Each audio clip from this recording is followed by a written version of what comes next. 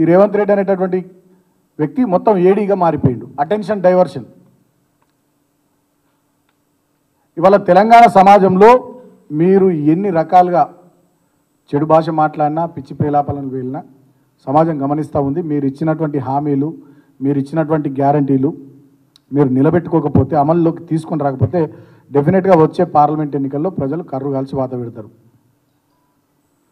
మాట్లాడితే కేటీఆర్ గారిని, హరీష్ గారిని విమర్శించడం, ఇష్టం వచ్చినట్టుగా తిట్టడం, అడ్డగోలు విమర్శలు, నోటికి ఏదొస్తుంది, అసెంబ్లీ వేదిక అయినా, సచివాలయమైనా, చివరికి మేడారం సమ్మక్క సారలమ్మ జాతర అయినా, వాళ్ళు పెట్టుకునే సభలైనా, ఇచ్చే టీవీ ఇంటర్వ్యూలైనా, ముఖ్యమంత్రి గారు, మంత్రులు నోటికి ఏదొస్తుంది, ఎంత వస్తుంది అంత అడ్డగోలుగా మాట్లాడుతున్నారు.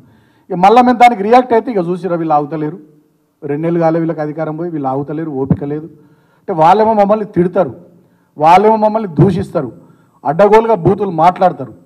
ఒక ఉద్యమ నాయకుడు 14 ఏళ్ళు పోరాటం చేసి చావు నోట్ల తలబెట్టి తెలంగాణను తెచ్చిన తెలంగాణను 10 ఏళ్లలో రోల్ మోడల్గా ఈ దేశంలో తీర్చిదిద్దినటువంటి తెలంగాణ బాపు, తెలంగాణ జాతిపిత మా కేసీఆర్ గారిని పట్టుకొని ఇష్టం వచ్చినట్టుగా ఆయన మాట్లాడతాడు.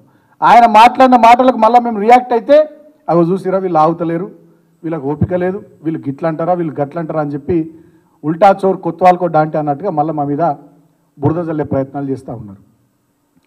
ఇంకా చాలా దారుణం ఏంటంటే, ఇంకా దుర్మార్గం, ఆయన నోరు అది నోరా, మూసినది మోరా, నాకైతే అర్థమవుతలేదు. కానీ ఇంకా దుర్మార్గం ఏంటంటే ఆయన మాట్లాడుతున్నటువంటిది, ప్రభుత్వాన్ని ఎవరు వడగొడతారు, ఎవడనండి ప్రభుత్వాన్ని వడగొడతాని ఎవడన్నా అన్నాడా? ఇప్పుడు మీ వాళ్ళనే 10 గుంపులు ఉన్నాయి, 10 గ్రూపులు ఉన్నాయి. నువ్వో గుంపు మేస్త్రి, నీళ్ళకి ఇంకో 9-10 మంది గుంపు మేస్త్రీలు ఉన్నారు. దాంట్లో ఎవరు ఏం చేసుకుంటారో మాకేం సంబంధం? మేము నీ ప్రభుత్వం పడిపోవాలని మేము కోరుకుంటలే. నువ్వు 5 ఏళ్ళు ఉండాలి, నువ్వు ఇచ్చినటువంటి హామీ ప్రతిదీ నిలబెట్టుకునే ప్రయత్నం నువ్వు చేసే క్రమంలో నువ్వు బొక్కబోర్ల పడతావు ఖచ్చితంగా, మాకు ఆ విషయం తెలుసు. ఎందుకంటే నీకు పరిపాలన అనుభవం లేదు, నీకు చేత కాదు, ప్రజలంటే ప్రేమ లేదు, నీకు తెలంగాణ మీద ప్రేమ లేదు, ఈ సమాజం పట్ల నీకు గౌరవం లేదు, ఒక బాధ్యత లేదు. తెలంగాణ ప్రజల దురదృష్టమో నీ అదృష్టమో నువ్వు ముఖ్యమంత్రి అయినవు. బంగారు పల్లెంలో తెలంగాణని నీకు అప్పచెప్పినాం, ఇక దాన్ని కుక్కలు నింపిన విస్తరాకి చేసి పారేస్తున్నావు నువ్వు. ఒకనాడు 2014లో తెలంగాణ రాష్ట్రం మా చేతికి వచ్చినాడు 50,000 కోట్ల పైచిలకు రెవెన్యూ రిసీట్స్తో ఉన్నటువంటి రాష్ట్రాన్ని ఇవాళ 10 ఏళ్ల మా పాలనలో 2 లక్షల కోట్ల పైచిలకు రెవెన్యూ రిసీట్స్తో ఉన్నటువంటి తెలంగాణగా మార్చి నీకు అప్పచెప్పినాం.